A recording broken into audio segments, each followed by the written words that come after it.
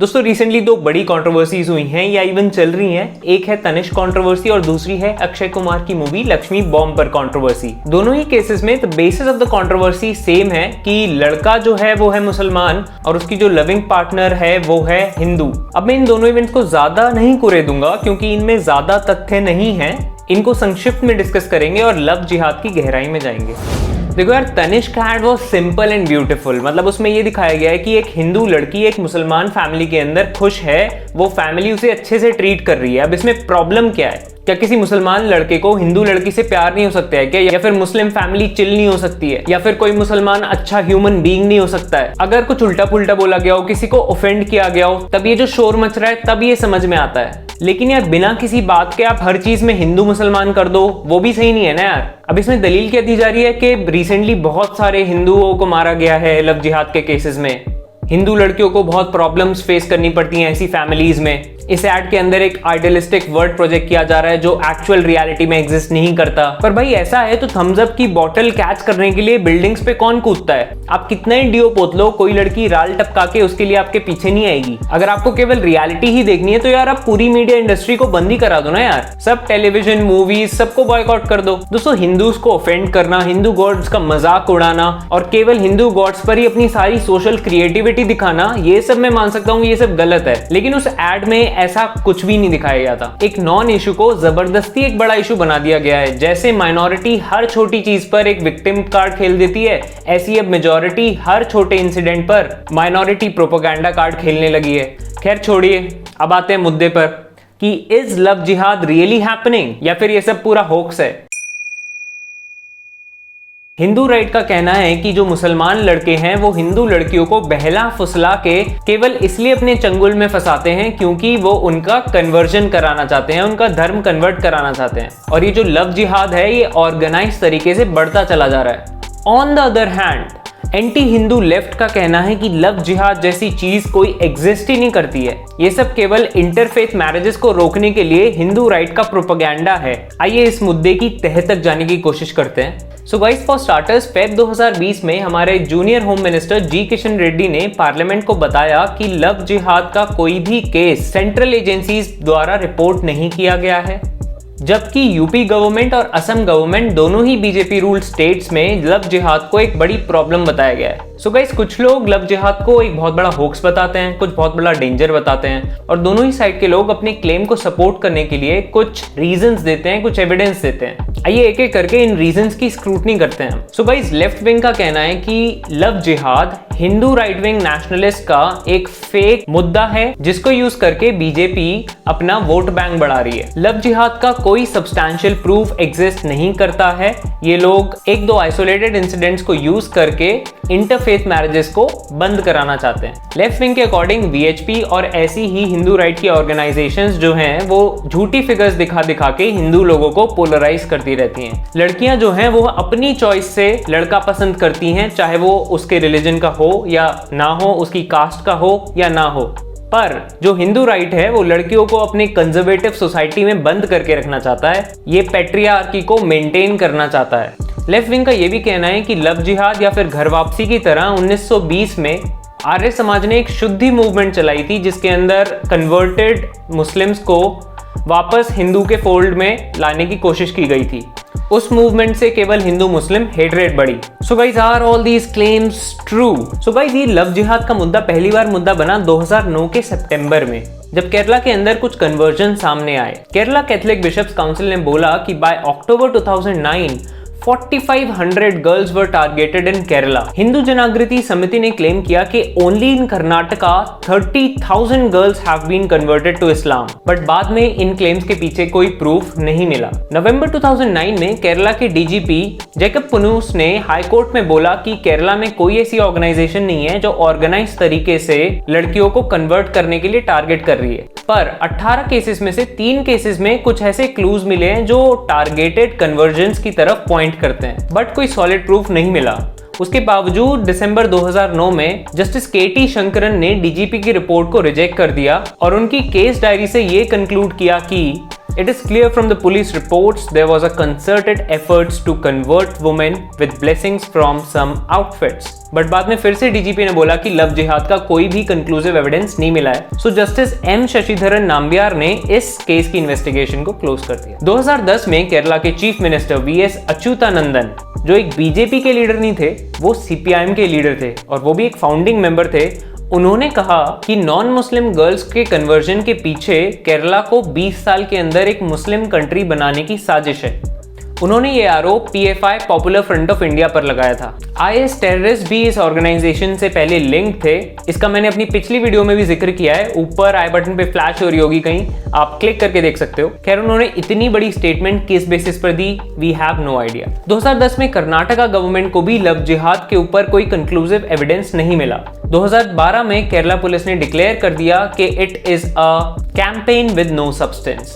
2014 में UP police को 5-6 love jihad के अलिजेड केसेस में फोर्स्ड कन्वर्जन का कोई एविडेंस नहीं मिला। 2017 में फिर एक केस के साथ ये मुद्दा उठ गया। केरला हाई कोर्ट ने एक हिंदू वुमेन की मुस्लिम मेन के साथ हुई मैरिज को अनल कर दिया। अब केस सुप्रीम कोर्ट गया। लड़की के पेरेंट्स ने आईएसआईएस के इन्वॉल्व होने के आरोप लगाए। कोर्ट ने एनआईए से पूरे लव जिहाद एंगल को एक्सप्लोर करने के लिए और इन्वेस्टिगेट करने के लिए बोला। एनआईए ने अपनी प्रिलिमिनरी इन्वेस्टिगेशन में बोला कि कुछ ऐसा पैटर्न मिल रहा है जहां पर लव जिहाद के केसेस में एक कॉमन मेंटोर के होने पर शक जा रहा है, पर आगे उसको कोई कन्विंसिंग एविडेंस नहीं मिला। सुप्रीम कोर्ट ने फाइनली हाई कोर्ट के डिसीजन को खारिज कर दिया और ये माना कि लड़की अपनी फ्री विल से मुस्लिम लड़के से शादी करने गई थी और उसने उनकी शादी को रिस्टोर कर दिया। सो गाइस, हमारी लॉ एनफोर्समेंट एजेंसीज को दाल में कुछ काला जरूर लगा, बट कुछ भी ऐसा सॉलिड प्रूफ नहीं मिला जिससे ये प्रूव हो सके कि ये जो लव जिहाद है ये ऑर्गेनाइज तरीके से फैलाया जा रहा है। लेकिन अगर आप फिगर्स देखो, इंडिविजुअल स्टोरी सुनो तो कुछ गड़बड़ लगती है भाई। 29 साल की फातिमा केरला से निकली थी आईएस को ज्वाइन करने के लिए सीरिया के लिए। इंडियन एजेंसीज ने उसको अफगानिस्तान में लोकेट किया और उसके फादर ने उसको आइडेंटिफाई किया and it was found out कि एक्चुअली ये जो लड़की थी वो हिंदू थी। Her name was Nimisha. Similarly Sri Lanka Easter attacks की एक सस्पेक्ट सारा, वो भी एक हिंदू थी, पुलस्थिनी महेंद्रन। इन दोनों के ही पेरेंट्स ने इनको लव जिहाद का विक्टिम बताया है। 2017 में इंडिया टुडे ने PFI popular front of India के ऊपर एक स्टिंग ऑपरेशन किया। Just watch this video. Conversion क्यों and so many immorally, so I am very much disappointed about hearing all these allegations. You stand accused of converting people to Islam and using Satya Sarni as a front for conversion. This is an allegation. This is a baseless allegation. Can you prove that? Zainaba claims she has no hand in conversion. Now listen to this. Conversion का क्या procedure होता है? Conversion नाम पर रहना है तो ठीक नहीं हो जाएगा, क्योंकि उधर पूरा कन्वर्शन नाम सुनने से प्यार से लोग को गुस्सा आ जाएगा। इसलिए कन्वर्शन नाम पर नहीं करना है। सेंटर का नाम दूसरा नाम पर, हमारे सत्य सरनी इंस्टीट्यूट का नाम पर कन्वर्शन सेंटर नहीं है। सत्य सरनी इंस्टीट्यूट है और चैरिटेबल ट्रस्ट है, उसी नाम पर हम शुरू करना है। सर नहीं, हम लीगली नहीं डिक्लेयर करना है, ये कन्वर्शन सेंटर नहीं है। ओके, एक एजुकेशन इंस्टीट्यूट है। तो फिर आप जो कन्वर्जन वहाँ सत्य सारणी में होता है या जो लोग रहते हैं जी, मान लीजिए वो कभी बाहर जाके बोल दें किसी को, नहीं, उसका चांस करनी है। क्यों? क्योंकि वो लोग इतना इस्लाम कबूल करने के बाद बाहर जाना है। मतलब रजिस्ट्रेशन में हमें ये नहीं दिखाना है कि हम कन्वर्जन करेंगे। नहीं, लेकिन कन्वर्जन कैसे होगा फिर? कन्वर्शन के लिए हम पूरा इस्लाम सिखाने के बाद नमाज पढ़ना है, नमाज पूरा सिखाने के बाद सर्टिफिकेट भी देना है। अच्छा, वो सारा काम आप करेंगे, काउंसलिंग वगैरह? करना है। तो दोस्तों, इन वीडियो में ये क्लियरली देखा जा सकता है कि इनका जो टारगेट है वो कन्वर्जन है, लेकिन आप कन्वर्जन शब्द को बोल भी नहीं सकते। इन्होंने पूरा एक स्टैंडर्ड ऑपरेटिंग प्रोसीजर सेटअप किया हुआ है। एक बार आपके पास इनफ लोग हो जाएं, उसके बाद एक कैंपस को आप हायर करो, उसके बाद अपनी सोसाइटी को आप रजिस्टर कराओ और एजुकेशनल और चैरिटेबल इंस्टीट्यूशन की गाइज में ये कन्वर्जन का पूरा काम खत्म करो। यूके के अंदर 2007 में metro.co.uk की एक रिपोर्ट के अनुसार इस्लामिक एक्सट्रीमिस्ट हिंदू गर्ल्स को कन्वर्ट कर रहे हैं forcibly and that too specially in universities. इसके लिए 5,000 पाउंड्स तक का कमीशन भी दिया जा रहा है। और इस पूरे कन्वर्जन को कंट्रोल करने के लिए बाद में स्कॉटलैंड यार्ड ने या फिर यूके की पुलिस ने एक स्पेशल हिंदू सेफ्टी फोरम भी बनाई। एक 2015 की वॉशिंगटन पोस्ट की रिपोर्ट कहती है कि हर 6 यूरोपियंस में से जो कि इस्लामिक स्टेट को ज्वाइन करने के लिए मिडिल ईस्ट जाते हैं, उनमें से एक बंदा कन्वर्टेड होता है। और फ्रांस के अंदर ये फिगर 4 लोगों में से एक है। और इन सब कन्वर्टेड लोगों में women form the larger pool of converts. इसी रिपोर्ट के अंदर नेदरलैंड्स की एक मॉस्क के अंदर कन्वर्जन्स का जिक्र है। 2014 में यहाँ पर 97 कन्वर्जन्स हुए, जिसके अंदर ज्यादातर यंग लोग थे 19 से 21 साल के बीच में, और उसमें भी 70% लड़कियां थी। तो दोस्तों कंक्लूजन के अंदर 2 ही चीज हो सकती है। पहला कंक्लूजन है कि लव जिहाद एग्जिस्ट नहीं करता। हिंदू और क्रिश्चियन वुमेन में मुस्लिम्स के कंपैरिजन में कंजर्वेटिज्म कम है और ओवरऑल कंपैरेटिव नंबर्स में इनका एजुकेशन लेवल भी ज्यादा है। शायद इसलिए ज्यादा हिंदू और क्रिश्चियन वुमेन इंटरफेथ मैरिजेस कर रही हैं कंपेयर टू मुस्लिम वुमेन। कुछ रेडिकल थॉट वाली फैमिलीज फोर्स्ड कन्वर्जन कराने की कोशिश करती हैं और इन कुछ चंद इंसिडेंट्स को यूज करके हिंदू राइट विंग नेशनलिस्ट इस पूरे मुद्दे को लव जिहाद का कलर दे देते हैं। दोस्तों दूसरा ये हो सकता है कि जैसे कि कुछ टेरर आउटफिट्स ज्यादा से ज्यादा लोगों को रेडिकलाइज करने की कोशिश करते हैं, ऐसे ही कुछ इस्लामिक ऑर्गेनाइजेशन इस्लाम को ज्यादा से ज्यादा फैलाने की कोशिश करती हैं। And obviously the best way to do this is to target women. अगर आपने एक वुमेन को कन्वर्ट करा दिया तो आपने आने वाली जनरेशंस में भी अपने नंबर बढ़ा लिए और सामने वाले के नंबर्स कम कर दिए। तो ये जो एक कन्वर्जन का गैप है, ये 4, 5, 6 लोगों का कन्वर्जन का गैप बन जाएगा कुछ आने वाले सालों में। प्योर लव और नॉर्मल कपल्स ऑब्वियसली एग्जिस्ट करते हैं, लेकिन साथ में लव जिहाद वाले कपल्स भी एग्जिस्ट करते हैं। तो इस तालाब में कितनी मछली बुरी हैं या मैली हैं, वी हैव नो आइडिया। लेकिन कुछ बुरी मछलियों के कारण पब्लिक को इन जनरल ये लगता है कि पूरे तालाब के अंदर ही सारी मछलियां ऐसी हैं। क्योंकि एजेंसीज को कोई प्रूफ नहीं मिले हैं, हो सकता है कि ये जो पूरा सिस्टम है ये orally and under the table चल रहा हो। इंडिया टुडे के स्टिंग वाली वीडियो भी इसी तरफ इशारा करती है कि आप लिखना तो दूर, कोड वर्ड्स में बात कीजिए और कन्वर्जन शब्द का इस्तेमाल तक मत कीजिए। दोस्तों मेरे ओपिनियन में रियलिटी इन दोनों पॉइंट्स का मिक्सचर है। ये सब इंसिडेंट्स को आप देखो, PFI के स्टिंग को आप देखो, इस्लामिक आउटफिट्स के कन्वर्जन्स के ऊपर फोकस को आप देखो, इंटरनेशनली कन्वर्जन्स के अंदर वुमेन के हाई परसेंटेज को आप देखो, तो love jihad as a way of conversion एक सच दिखाई देता है। बट इंडिया के अंदर इस तरीके के केसेस पर इंटेलिजेंस एजेंसीज का फोकस है, दूसरी तरफ से हिंदू राइट विंग का फोकस है। तो इस पूरे लव जिहाद को ऑर्गेनाइज तरीके से फैलाना बहुत मुश्किल है इंडिया में। इसीलिए जो पूरा लव जिहाद का सिस्टम है ये छोटे लेवल पे ऑपरेट कर रहा है और बहुत ही ज्यादा स्मार्टली शैडोज में ऑपरेट कर रहा है। इसीलिए शायद इंटेलिजेंस एजेंसीज को कोई प्रूफ भी नहीं मिलता है। At the same time right wing इस पूरे मुद्दे का बहुत बड़ा पॉलिटिकल फायदा उठाता है। ये लव जिहाद को एक हवा बना देता है, इंटरफेथ मैरिजेस को एक गुनाह बना देता है और लव को भी फाइनली कम्युनल बना देता है। दोस्तों मैंने अपनी पूरी कोशिश की है दोनों साइड के फैक्ट सामने रखने की और फिर एक रीजनेबल कंक्लूजन तक पहुंचने की।